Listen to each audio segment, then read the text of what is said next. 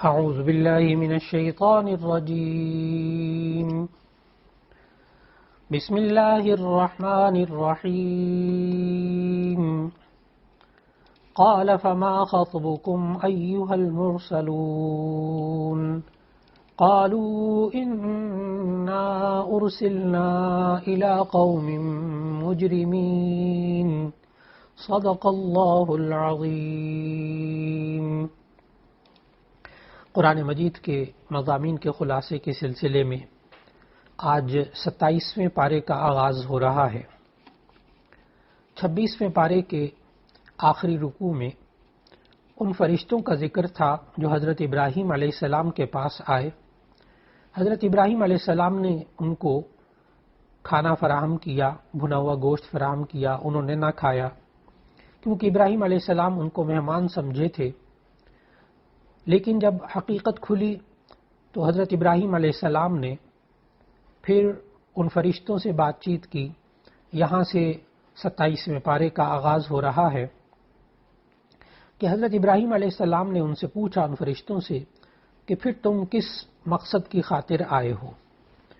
ان فرشتوں نے کہا کہ ہمیں قوم لوط پر پتھروں کی بارش برسانے اور انہیں تباہ کرنے کے لیے بھیجا گیا ہے۔ اللہ تعالیٰ نے پھر قوم لوط پر جو عذاب آیا اس کا ذکر 27ویں پارے کے آغاز میں فرمایا۔ پھر اس کے بعد اللہ تعالیٰ نے قوم لوط کے ذکر کے بعد فرعون، قوم عاد، قوم سمود اور قوم نوح کا انجام بھی بتلایا۔ اللہ تعالیٰ نے پھر اس کے بعد انسان کی توجہ آسمان و زمین کی تخلیق کی طرف دلائی اور بتایا کہ اس کا خالق اللہ ہے اور اللہ نے ہر چیز کو جوڑا جوڑا پیدا کیا ہے۔ سورت کے اختتام پر اللہ تعالیٰ نے پھر بتایا کہ انسان اور جنات کے تخلیق کا جو مقصد ہے وہ اللہ تعالیٰ کی معرفت اور عبادت ہے، اور یہ بھی اللہ تعالیٰ نے بتایا کہ ساری مخلوق کا رزق اس کا ذمہ اللہ تعالیٰ کے ذمے ہے۔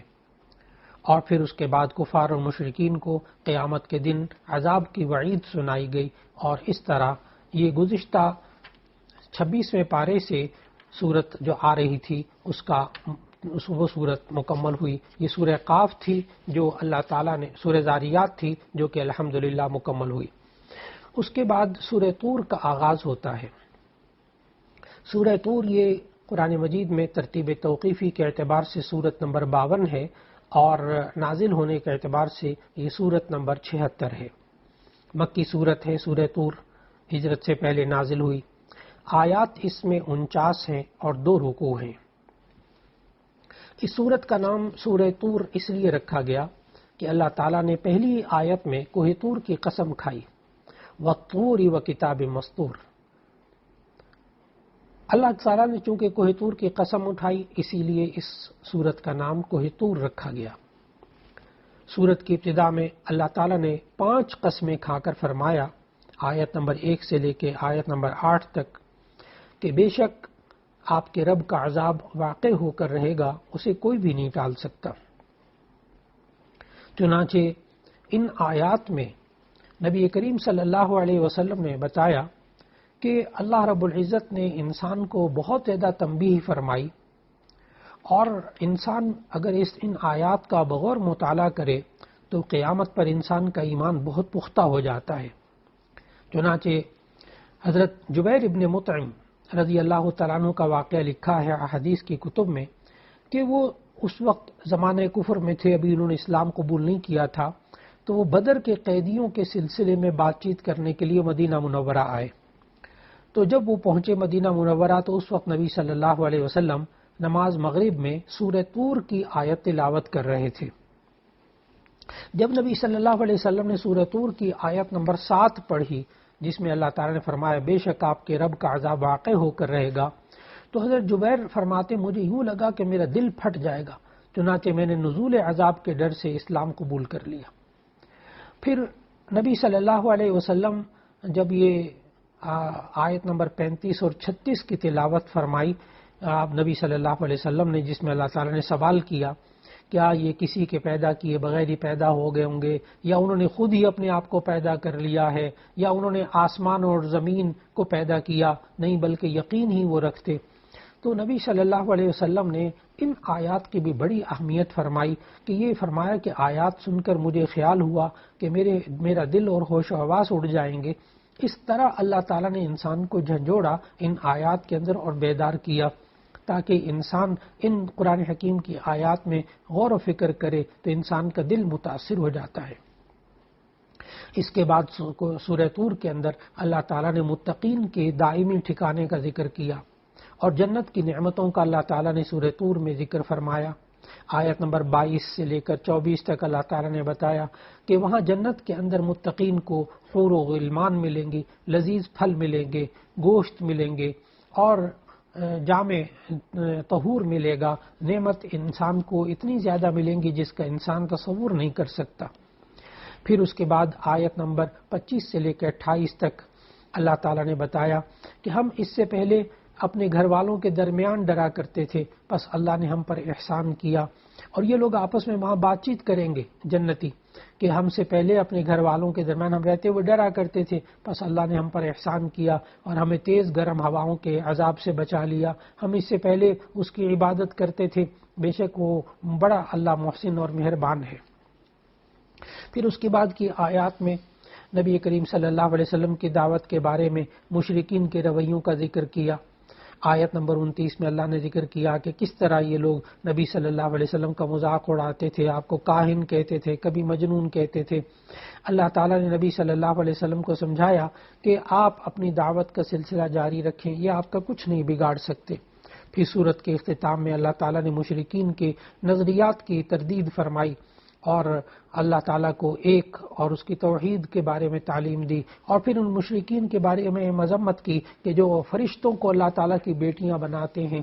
پھر اللہ تعالیٰ نے آیت نمبر 48 میں نبی صلی اللہ علیہ وسلم کو آخر میں حکم دیا کہ آپ تبلیغ اور دعوت کرنے میں صبر سے کام لیں اور اللہ کی تسبیح و تحمید کرتے رہیں، اور یہ بھی بتایا کہ اللہ آپ کی حفاظت کرے گا۔ اور پھر آخر میں یہ بھی بتایا کہ ظالموں کو دو قسم کے عذابوں کا سامنا کرنا پڑے گا، ایک دنیا کا عذاب اور دوسرا آخرت کا عذاب۔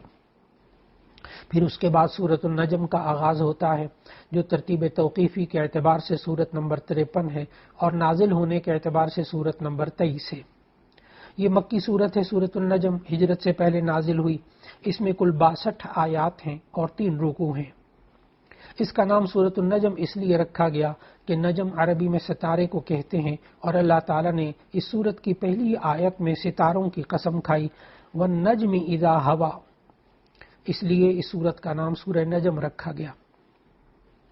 اس سورت کے اندر اللہ تعالیٰ نے گرتے ہوئے ستاروں کی قسم کھا کر نبی کریم صلی اللہ علیہ وسلم کی صداقت بیان کی کہ اللہ تعالیٰ قدرت اور بادشاہت کے عجائب و غرائب کا مشاہدہ معراج کے موقع پر کرایا۔ سورۃ النجم کے اندر اللہ تعالیٰ نے مسجد اقصیٰ سے سدرۃ المنتہا تک جانے کا ذکر فرمایا۔ قرآن مجید میں معراج کا تذکرہ 2 جگہ پر ہے۔ معراج کے 2 حصے ہیں معراج کے سفر کے۔ ایک حصہ زمینی ہے، مسجد حرام سے مسجد اقصیٰ تک، یعنی مکہ مکرمہ سے لے کر اور فلسطین تک۔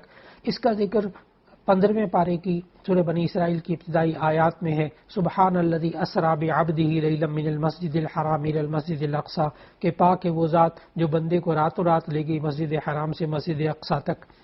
تو وہاں معراج کا زمینی سفر مذکور ہے۔ اور سورۃ النجم کے اندر اللہ تعالیٰ نے آیت نمبر 1 سے لے کر آیت نمبر 18 تک اللہ تعالیٰ نے معراج کے دوسرے سفر کا ذکر کیا، جو کہ مسجد اقصیٰ سے سدرۃ المنتہا تک کا سفر تھا۔ چنانچہ اللہ تعالیٰ نے اس کے اندر معراج کے معجزے کے ذکر کے ساتھ ساتھ اللہ تعالیٰ کی قدرت اور بادشاہت کے عجائب و غرائب مشاہدے کا ذکر کیا۔ حضرت جبرائیل علیہ السلام کو اصلی صورت میں دکھایا، جنت، دوزخ، بیت معمور اور سدرۃ المنتہا جیسی نشانیاں اللہ تعالیٰ نے ذکر فرمائیں۔ اور پھر اس کے بعد سورۃ النجم کے اندر مشرکین کی مذمت بیان کی گئی، لات، منات، عزا جیسے بتوں کی عبادت کرتے تھے، ان کا تذکرہ کیا گیا، اور یہ فرشتوں کو اللہ کی بیٹیاں قرار دیتے تھے، اس کا ذکر کیا۔ اور اس صورت کے اندر قیامت کا تذکرہ ہے، جہاں انسان کو نیک اور برے اعمال کا پورا بدلہ ملے گا۔ متقین کے بارے میں ان آیات میں بتایا کہ وہ بڑے گناہوں اور بے حیائی کے کاموں سے بچتے ہیں، ان کی یہ خوبی ہے، اور کفار کے بارے میں یہ بتایا کہ وہ اسلام سے منہ پھیرتے ہیں۔ پھر اللہ تعالیٰ نے سورہ نجم کے اندر یہ بتایا کہ ہر شخص انفرادی طور پر اپنے اپنے اعمال کا ذمہ دار ہے، کسی کے گناہوں کا بوجھ دوسرے پر نہیں لادا جائے گا۔ پھر اس کے بعد اللہ تعالیٰ نے ہمیں یہ سمجھایا کہ انسان کو خود اپنی تعریف نہیں کرنی چاہیے، جو انسان خود اپنی تعریف کرتا ہے اسے قبول نہیں کیا جاتا۔ پھر اس کے بعد اللہ تعالیٰ نے قرآن مجید کی اس سورہ نجم کے اندر آیت نمبر 43 سے آیت نمبر 55 تک اللہ کی قدرت اور وحدانیت اور اللہ کے قادر مطلق ہونے کا نشانیاں بتائیں۔ 6 نشانیاں اللہ تعالیٰ نے یہاں بتائیں۔ ایک تو یہ بتایا کہ وہی اللہ ہے جو ہنساتا ہے، انسان کو رلاتا ہے۔ دوسرا یہ بتایا کہ وہی اللہ ہے جو انسان کو مارتا بھی ہے اور زندہ بھی کرتا ہے۔ تیسرا یہ بتایا کہ وہی اللہ ہے جس نے نر اور مادے کو پیدا کیا، مذکر اور مؤنث کو پیدا کیا۔ پھر چوتھا یہ بتایا کہ دوبارہ بھی پیدا کرنا وہ اللہ ہی کے ذمے ہے۔ پھر پانچویں بات یہ بتائی کہ وہی اللہ ہے جو انسان کو مالدار بناتا ہے، انسان کو نعمتیں دیتا ہے۔ چھٹی بات یہ بتائی کہ وہی اللہ ہے جس نے نافرمان قوموں کو ہلاک کیا۔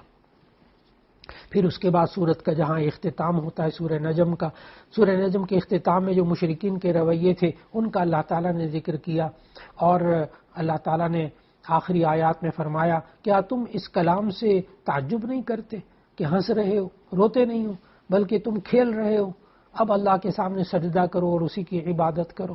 اس پر سورت کا اختتام ہوا۔ پھر سورۃ القمر کا آغاز ہوا۔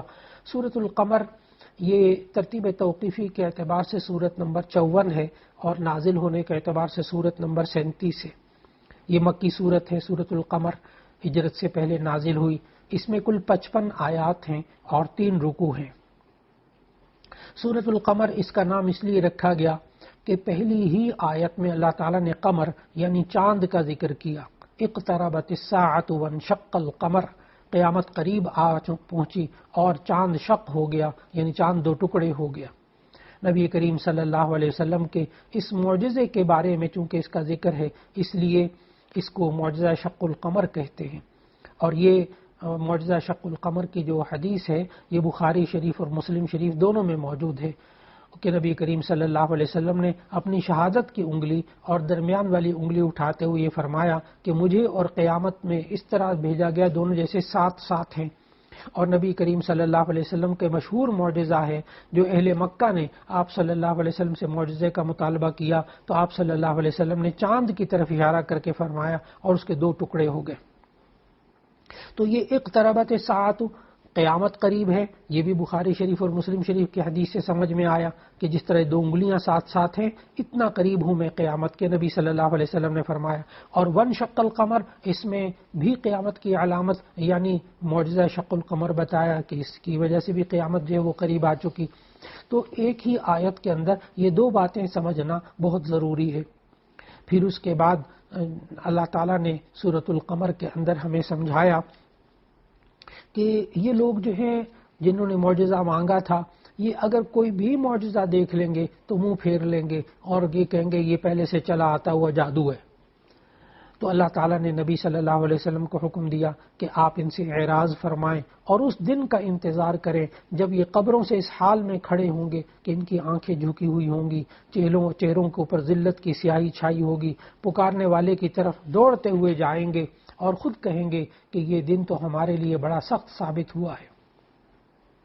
پھر اس کے بعد یہ سورۃ النجم، اس سورت کے اندر اللہ تعالیٰ نے سورۃ القمر میں کفار کے بارے میں یہ ذکر کیا کہ دیکھو جیسا عذاب پہلی قوموں پر آیا اسی طرح تم پر بھی عذاب آ سکتا ہے۔ اللہ تعالیٰ نے تباہ شدہ اقوام کا حوالہ دے کر اللہ نے کہا کہ بتاؤ میرا عذاب اور میری ڈرانے والی باتیں کیسی رہیں۔ پھر اس کے بعد اللہ تعالیٰ نے اس سورت کے اندر ایک خاص بات ہے کہ اللہ تعالیٰ نے سورت کے اندر 4 مرتبہ ایک بات فرمائی، وَلَقَدْ يَسَّرْنَا الْقُرْآنَ لِلذِّكْرِ فَهَلْ مِن مُدَّكِرٍ۔ یہ بے عینی بالکل یہی جملہ اس سورۃ القمر کے اندر 4 مرتبہ آتا ہے، جس کا ترجمہ یہ ہے اور بے شک ہم نے قرآن کو سمجھنے کے لیے آسان کر دیا ہے، پس کیا کوئی ہے نصیحت حاصل کرنے والا۔ آیت نمبر 17 میں پہلے آیا، پھر آیت نمبر 22 میں یہ جملہ آیا، پھر آیت نمبر 32 میں یہ جملہ آیا، پھر آیت نمبر 40 میں یہ جملہ آیا وَلَقَدْ يَسَّرْنَا الْقُرْآنَ لِلذِّكْرِ فَهَلْ مِن مُدَّكِرٍ۔ تو اللہ تعالیٰ نے قرآن مجید کو آسان بنایا ہے، اسے پڑھنا آسان ہے، اسے حفظ کرنا آسان ہے، اس کی نصیحتوں پر عمل کرنا آسان ہے، اس کی جتنی باتیں ہیں وہ آسانی سے عقل میں سمجھ میں آ جاتی ہیں، اور پھر اس کے ساتھ ساتھ چھوٹے چھوٹے بچے، معصوم بچے اس کو اپنے سینوں کے اندر، ذہنوں میں محفوظ کر رہے ہیں، کتنا آسان ہے ان کے لیے، اور اس کا اثر انسان کے دل پر ہوتا ہے، انسان آسانی سے ہدایت طلب کر لیتا ہے۔ تو وَلَقَدْ يَسَّرْنَا الْقُرْآنَ لِلذِّكْرِ فَهَلْ مِن مُدَّكِرٍ، اللہ تعالیٰ نے قرآن حکیم کو واقعی آسان بنایا ہے، لیکن آسان ہونے کا یہ مطلب نہیں ہے کہ صرف ترجمہ پڑھنے کے بعد اور صرف تفسیر خود سے پڑھنے کے بعد انسان مجتہد بن جائے، ایسا نہیں ہونا چاہیے، اس لیے کہ مسائل کا جو استنباط ہے، اس کی جو گہرائی ہے، اس کے اندر جو معانی اور مفاہیم ہے، وہ تو بڑے بڑے مفسرین نے تفاسیر لکھ دی اور لکھنے کے بعد یہ کہا کہ ہم تفسیر کا حق ادا نہیں کر سکے۔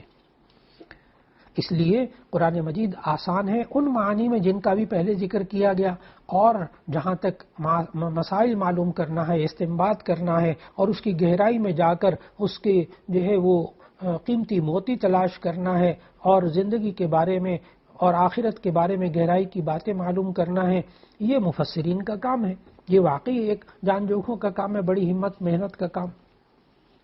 پھر سورت کے اختتام میں اللہ تعالیٰ نے فرمایا کہ ہم نے ہر چیز کو ایک خاص اندازے سے پیدا کیا ہے۔ آیت نمبر 49 میں اللہ تعالیٰ نے تقدیر کا ذکر کیا کہ اس کائنات میں جو کچھ بھی ہے، چاہے وہ اچھا ہو یا برا ہو، سب اللہ کی مخلوق ہے، اور اللہ نے اس کو لوح محفوظ میں لکھا ہوا ہے، اور موجود ہونے سے پہلے اللہ کو سب کچھ معلوم ہے۔ اس لیے تقدیر پر ایمان رکھنا بھی ضروری ہے۔ اور پھر اللہ تعالیٰ نے ان آیت میں بتایا کہ انسانوں کی چھوٹی چھوٹی باتیں بھی سب لوح محفوظ میں درج ہیں، اور کرامن کاتبین بھی لکھ رہے ہیں، لہذا کسی گناہ کو چھوٹا سمجھ کر اس کا ارتکاب نہیں کرنا چاہیے، اور کسی بھی چھوٹی سی نیکی کو حقیر نہیں سمجھنا چاہیے، کیا پتہ یہی کام آ جائے۔ پھر آخر میں اللہ تعالیٰ نے متقین کو اچھے انجام اور اللہ کی رضا کی اور ان کو عزت ملنے کی بشارت سنائی، جو جنت میں اللہ تعالیٰ ان کو نعمتیں عطا فرمائے گا۔ پھر اس کے بعد سورۃ الرحمن کا ذکر ہے۔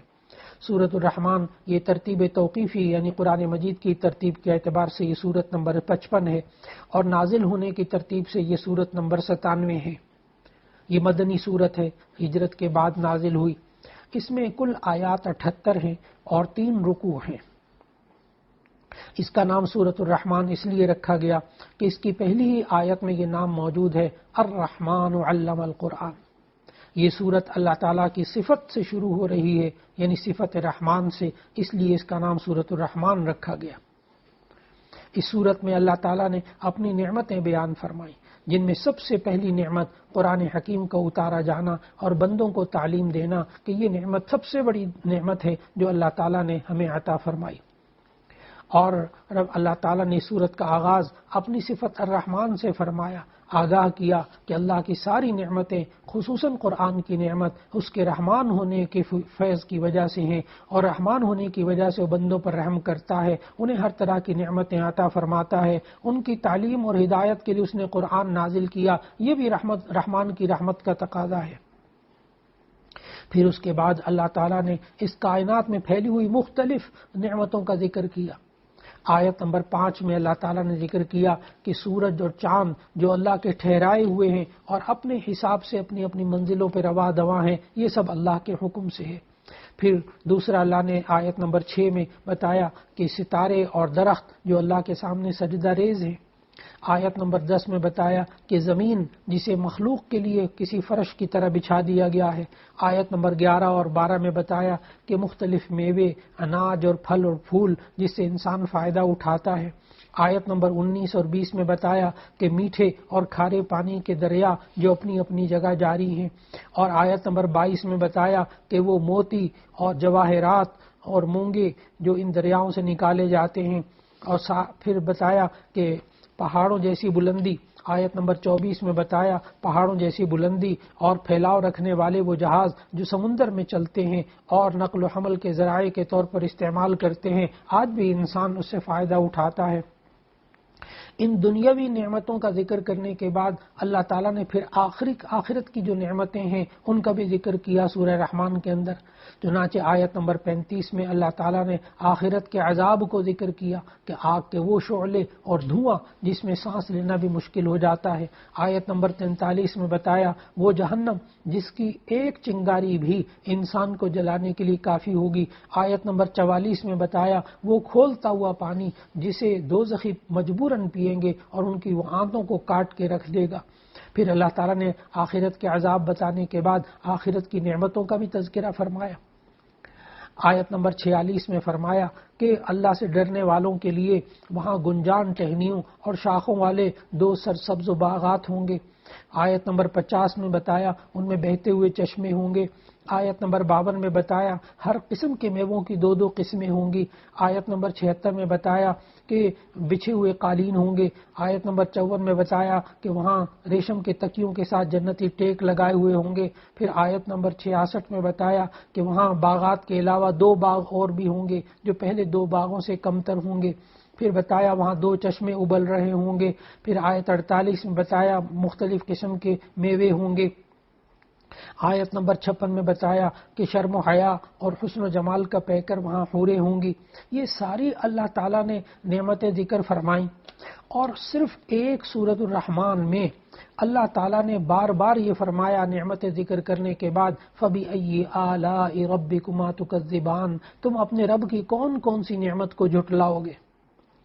یہ سوال اور یہ والی آیت فَبِأَيِّ آلَاءِ رَبِّكُمَا تُكَذِّبَانِ، یہ والا سوال اللہ تعالیٰ نے سورۃ الرحمن نے 31 مرتبہ فرمایا ہے. 31 مرتبہ ایک ہی آیت اللہ تعالیٰ نے نعمتوں کو ذکر کرنے کے بعد پھر اللہ تعالیٰ نے ذکر فرمایا فَبِأَيِّ آلَاءِ رَبِّكُمَا تُكَذِّبَانِ. اللہ تعالیٰ نے اگر آپ غور کریں اس میں سورۃ الرحمن میں تو اللہ تعالیٰ نے ابتدا میں اپنی تخلیق کے عجائب اور مظاہر ذکر کیے. ان کے ضمن میں آیت فَبِأَيِّ آلَاءِ رَبِّكُمَا تُكَذِّبَانِ یہ 8 مرتبہ آئی ہے. اس کے بعد جہنم اور اس کے عذابوں کا ذکر کرتے ہوئے 7 بار یہ آیت آئی ہے. قرآن پر نظر رکھیں جہنم کے دروازے بھی 7 ہیں. پھر جنت کے باغات اور اہل جنت کا تذکرہ کرتے ہوئے 8 بار یہ آیت آئی ہے. پھر آخر میں باغات کا جو ذکر کیا تو اس میں بھی یہ 8 بار آئی. تو اللہ تعالیٰ نے اتنی اہمیت کے ساتھ یہ نعمتیں بتائیں. یہاں بات خلاصہ سنتے ہوئے ذہن میں سوال آ جاتا ہے کہ ٹھیک ہے باقی نعمتیں سمجھ میں آ گئی، دنیا کی نعمتیں، جنت کی نعمتیں، لیکن جو اللہ تعالیٰ نے یہ جو 7 آیتوں میں جہنم اور اس کے عذاب کا ذکر کر کے بعد میں کہا فَبِأَيِّ آلَاءِ رَبِّكُمَا تُكَذِّبَانِ کہ تم اپنے رب کی کون کون سی نعمتیں جھٹلاؤ گے، تو ایسی صورت میں جہنم اور جہنم کے عذاب یہ نعمتیں کیسے ہو گئیں؟ تو اس کا جواب مفسرین نے دیا ہے کہ دراصل ظالموں، مشرکوں، سرکشوں، نافرمانوں کو عذاب دینا یہ اللہ تعالیٰ کے عدل کا، انصاف کا تقاضا ہے اور یہ مظلوموں کے حق میں رحمت اور نعمت ہے. اور دوسرا اللہ تعالیٰ نے نعمت جو بتایا مفسرین نے یہ کہا کہ اس وقت یہ نعمت ہے دنیا کے اندر، یہ جہنم کے جتنے عذابوں کا تذکرہ ہے یہ مجرم اگر یہ پڑھنے کے بعد اپنے برے انجام سے بچ جائیں تو یہ اللہ کا احسان اور اللہ کی نعمت ہے. اس اعتبار سے بھی یہ نعمت ہے کہ دنیا کے اندر انسان یہ جہنم کے عذاب والی آیتیں پڑھ کے بچ جائے تو فَبِأَيِّ آلَاءِ رَبِّكُمَا تُكَذِّبَانِ.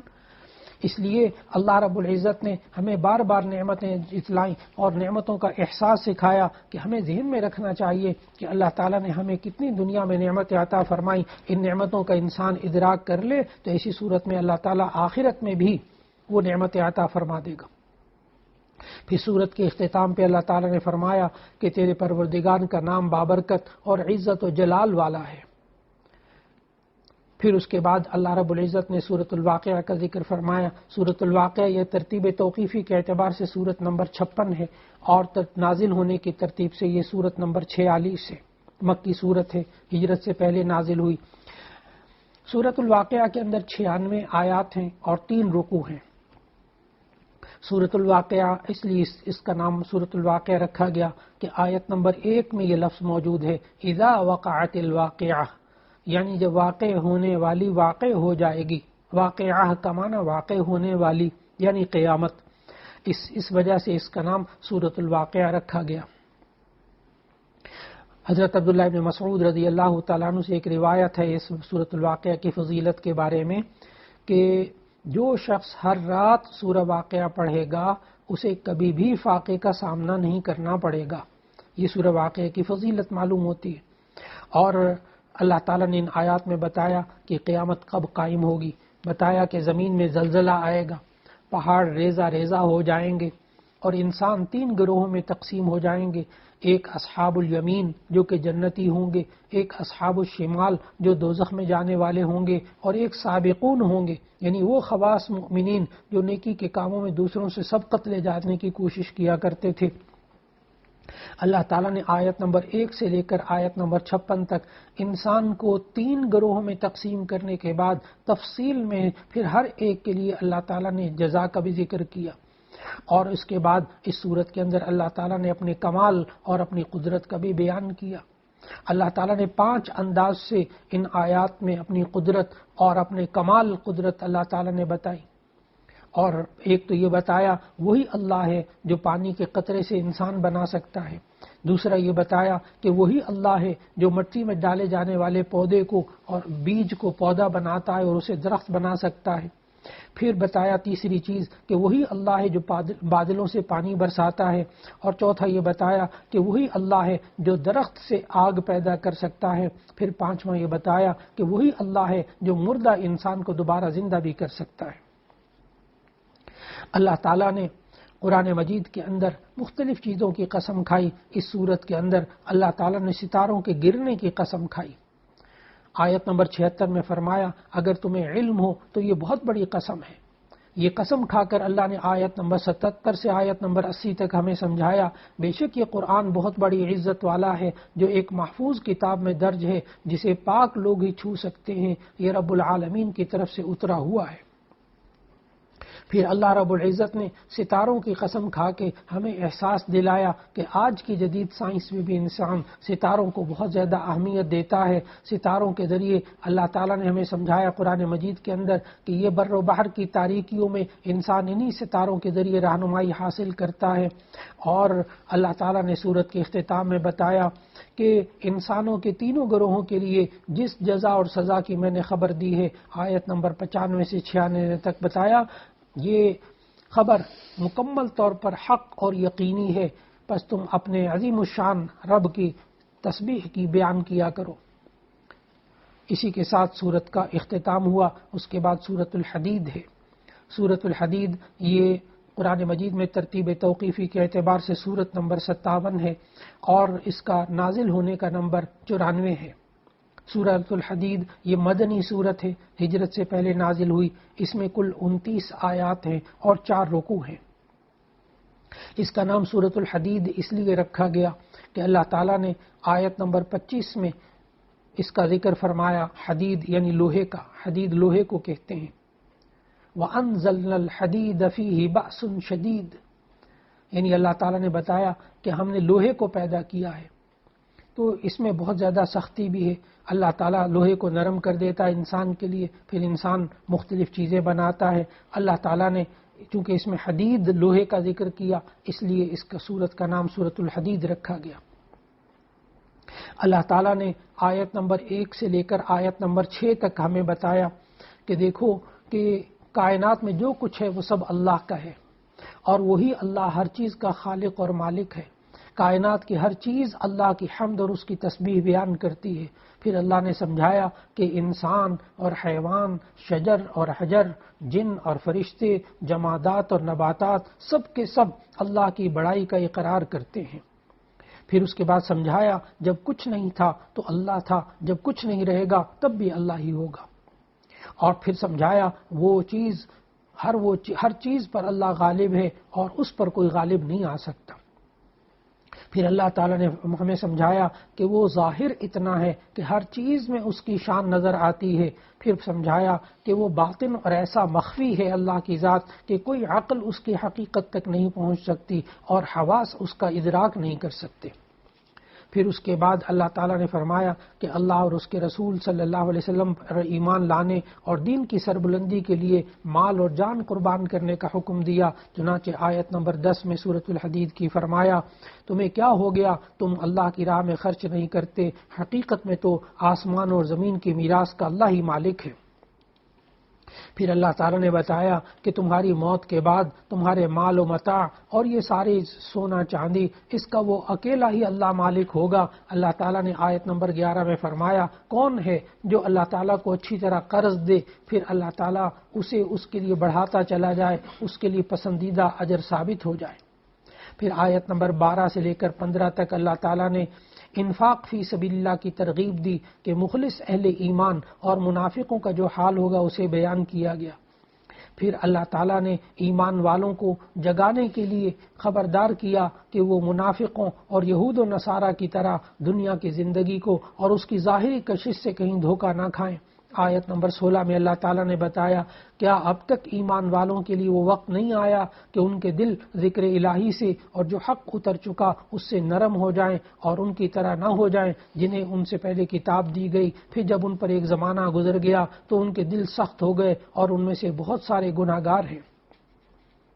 پھر اس کے بعد اللہ تعالیٰ نے انسان کے سامنے دنیا کی زندگی کی حقیقت بیان کی تاکہ وہ اس ظاہری زیب و زینت سے کہیں دھوکہ نہ کھا جائے۔ اللہ نے سمجھایا کہ یہ دنیا دھوکہ ہے، یہ لہو و لعب ہے۔ کم عقل لوگ مال اور اولاد کی کثرت پر فخر کرتے ہیں، حسب و نسب پر اکڑتے ہیں، اپنی پوری زندگی اور صلاحیتیں دنیا کا سامان جمع کرنے میں لگا دیتے ہیں۔ اللہ تعالیٰ نے مثال دے کر سمجھایا اس صورت کے اندر کہ اس دنیا کی مثال اس کھیتی کی سی ہے جس کی سرسبزی اور تر و تازگی دیکھ کر کاشتکار خوش ہو جاتا ہے، دیکھنے والے رشک کرتے ہیں، پھر ایک وقت آتا ہے کہ کوڑا کرکٹ بن کر سب کچھ ہوا میں اڑ جاتا ہے۔ دنیا کی زندگی کا یہی حال ہے، یہ دنیا فانی ہے اور یہاں کی ہر چیز زوال پذیر ہے۔ اللہ تعالیٰ نے آیت 20 میں سمجھایا، لیکن آخرت کی زندگی دائمی ہے، وہاں کی نعمتیں ہمیشہ باقی رہنے والی ہیں۔ آیت نمبر 21 میں اللہ تعالیٰ نے فرمایا، اس لیے مسلمانوں کو حکم دیا کہ اللہ کی مغفرت اور جنت کے حصول کے لیے دوڑ لگاؤ اور ایک دوسرے سے آگے بڑھنے کی کوشش کرو۔ سورت کے اختتام پر اللہ سے ڈرنے والوں اور رسول اللہ صلی اللہ علیہ وسلم پر ایمان لانے والوں کے لیے دوہرے اجر اور نور عطا کرنے کا وعدہ ہے جس کی روشنی میں وہ چلے پھریں گے۔ اسی پر 27ویں پارے کا اختتام ہو رہا ہے۔ اللہ رب العزت ہم سب کو قرآن مجید کی تلاوت کی توفیق عطا فرمائے، اس کو سمجھنے کی توفیق عطا فرمائے، اس کے مطابق عمل کرنے کی توفیق عطا فرمائے اور قرآن حکیم کی تعلیمات کو دوسروں تک پہنچانے کی توفیق عطا فرمائے۔ وآخر دعوانا ان الحمد للہ رب العالمین۔